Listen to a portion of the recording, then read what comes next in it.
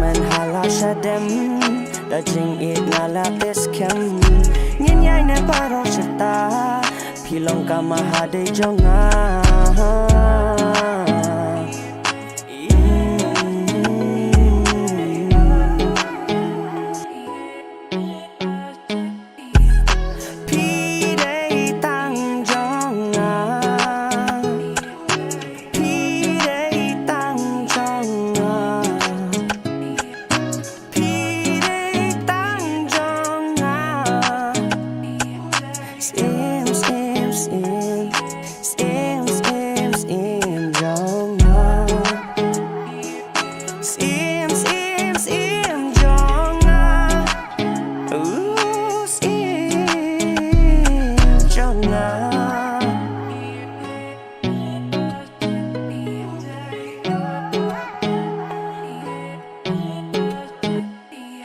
Bagi cingkir ku play jeng eja pingala clay dan cukup maping ya slap pertai kalau kajing sok pat jeng kem jeng kula nado kipor men barem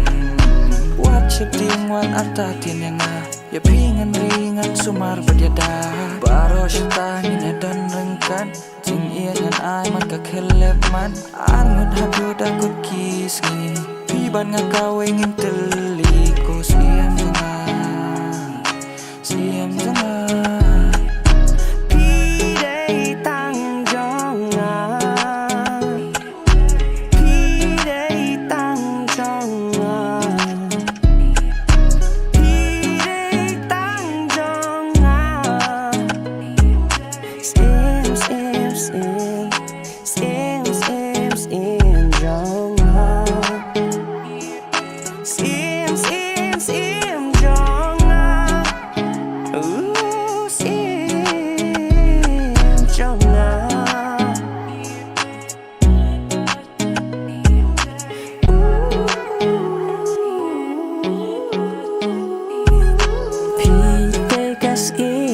Jonga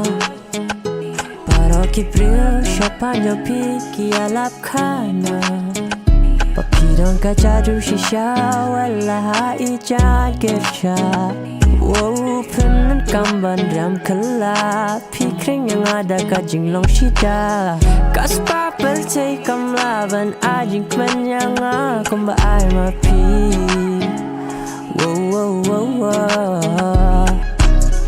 Kajing pusam ke jong pi ngan ten nhai ne happy goes in